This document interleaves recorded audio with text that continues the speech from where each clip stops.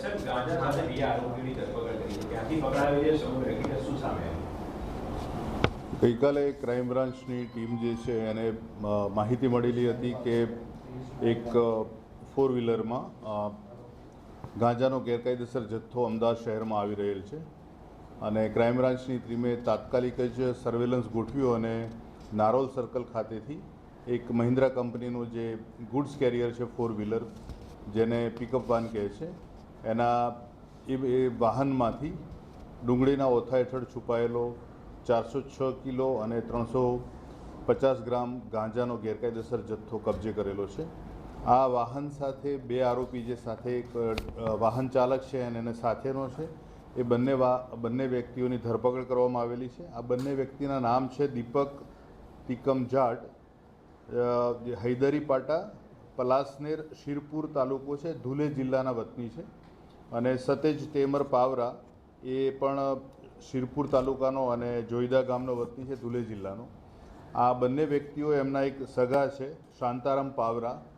આ શાંતારામ પાવરા જે છે એણે કરમાલા પાસેથી આ ગાંજાનો જથ્થો એમને ભરી આપ્યો હતો અને અમદાવાદ આવ્યા પછી આ શાંતારામ પાવરાના કહેવા મુજબ એમને જ્યાં ડિલિવરી આપવાની હતી એ પ્રકારે એમને અહીંયા પહોંચ્યા પછી એમને ફોન કરવાનો હતો.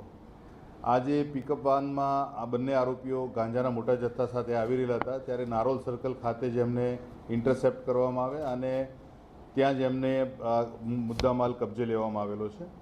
આ જે બંને વ્યક્તિ જે છે એમને આ ગાંજો, જે ઉપર ડુંગળીના કોથળા ભરેલા હતા અને નીચે ગાંજો રાખેલો હતો, આ ગાંજો પહોંચાડવા એટલે એમને આ જે ગેરકાયદેસર ગાંજો છે એ અમદાવાદ સુધી પહોંચી જાય તો એમને 50,000 રૂપિયા આપવાનું નક્કી કરેલું હતું.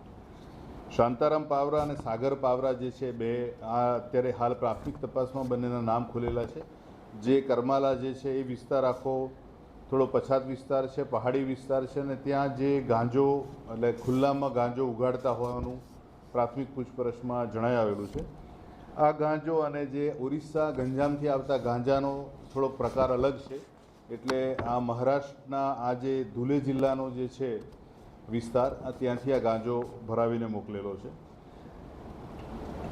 એક બીજી વખતે આ વસ્તુ સામે આવી છે કે આ જ્યારે આટલો ગાંજાનો મોટો જથ્થો લઈને આવી રહેલા હતા ત્યારે આ જે શાંતારામ જે છે પાવરા, એ એક અમદાવાદ નજીક એક સ્થળે રાહ જોઈને બેઠો હતો ને એણે અગાઉ હમણાં જ ખબર પડી છે પ્રાથમિક પૂછપરછમાં કે શાંતારામ પાવરાનું કામ છે કે એ આ ગેરકાયદેસર ગાંજો લઈને જે વાહન છે એનાથી કેટલાક અંતરે દૂર રહી આગળ કોઈપણ પ્રકારની સર્વેલન્સ છે કે નહીં એનું ધ્યાન રાખવાનું, એટલે એ આખું આગળથી પાયલોટિંગ કરીને બેઠેલો હતો.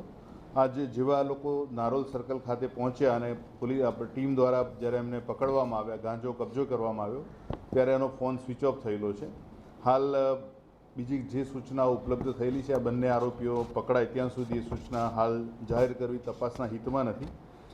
આ જે બંને આરોપી જે છે એમની પાસેથી કુલ 2,03,17,500નો આ ગાંજાનો જથ્થો મળી આવ્યો છે અને મુદ્દામાલ ગાડીના અને બીજા બધા થઈને કુલ 2,08,37,700નો મુદ્દામાલ આ કબજે કરવામાં આવેલો છે. સાહેબ, શાંતારામ એકલો જ પાયલોટિંગ કરતો હતો, તેની સાથે કોઈ વ્યક્તિ હતા કે એ અંગે કોઈ માહિતી?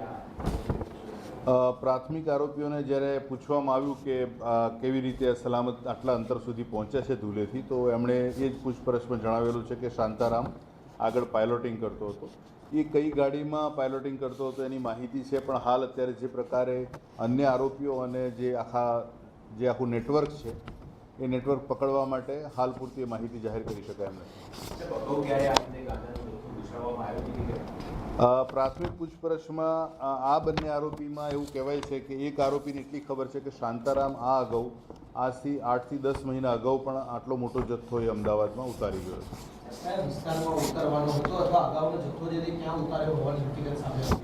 આ જે બંને આરોપી જે છે એકની ઉંમર 20 વર્ષની છે અને બીજાની ઉંમર 23 વર્ષની છે. એ આ લોકો આપણા અમદાવાદ શહેર વિસ્તારથી પરિચિત નથી, કારણ કે અગાઉ આવેલા નથી.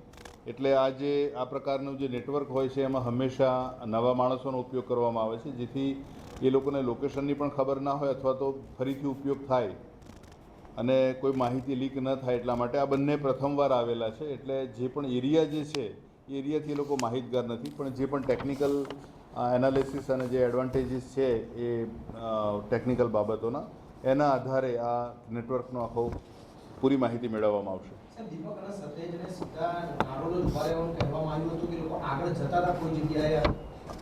ક્રાઇમ બ્રાન્ચની ટીમ દ્વારા આ વાહનને નારોલ ખાતે જ ઇન્ટરસેપ્ટ કરવામાં આવ્યું હતું અને એમને સૂચના હતી કે એ લોકો અમદાવાદ પહોંચે અને નારોલ સર્કલની આજુબાજુ ક્યાંક એક તરફે ઊભા રહેવાનું છે અને ત્યાં થોડી એમને કહેવાનું હતું કે અમે પહોંચી ગયા છે. ત્યારબાદ જ એમને માહિતી મળવાની હતી કે હવે એમને માલ ક્યાં ડિલિવર કરવાનો છે.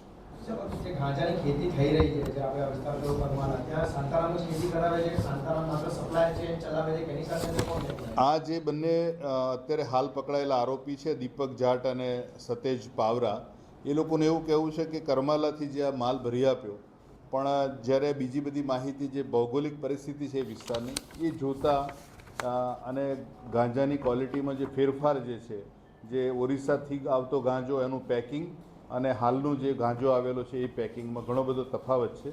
એટલે એ જે ક્વોલિટી અને ગાંજાનો પ્રકાર જોઈને ખ્યાલ આવે છે કે એ વિસ્તારોના જે પછાત વિસ્તારો, અંતરિયાળ ડુંગરાળ વિસ્તારોમાં આની કઈ જગ્યાએ ઉપજ થતી હશે. ખેતી કોણ કરાવે છે સપ્લાય ચેન કોણ ચલાવે છે? હજુ હાલ હમણાં બંને આરોપીને નામદાર કોર્ટ સમક્ષ રજૂ કરી અને પોલીસ કસ્ટડી રિમાન્ડ મેળવવામાં આવનાર છે. એ લોકોને જે અમને સમય મળ્યો છે, સમય દરમિયાનની જે માહિતી આપના સમક્ષ મૂકેલી છે, વધુ પૂછપરછમાં બાકીની તમામ વિગતો બહાર આવશે. ચાલો, બંને આરોપીનું બેકગ્રાઉન્ડ શું છે, ત્યાં શું કરે છે મહારાષ્ટ્રની અંદર, અને અહીંયા આવવા માટે બંનેને અલગ અલગ 50,000 આપવાના હતા કે 50,000 બંને વચ્ચે આપવાના હતા? આ બંને જે છે એ ત્યાં લોકલ ડ્રાઇવિંગનું કામ કરે છે અને પેસેન્જર્સ કેરિયર્સ જે 4 વ્હીલર હોય એ પણ ફેરવે છે, રિક્ષા પણ ચલાવે છે અને આ પ્રકારે ટ્રાન્સપોર્ટનો કોઈ માલ સામાન હોય તો એ લોકો બહાર પણ થોડા અંતર સુધીના અંતરોમાં એ લોકો ડ્રાઇવિંગ તરીકેનું કામ કરે છે. આ બંને વ્યક્તિઓની બંને વચ્ચે થઈને 50,000 રૂપિયાનું નક્કી કરેલું હતું, વ્યક્તિ દીઠ નહીં.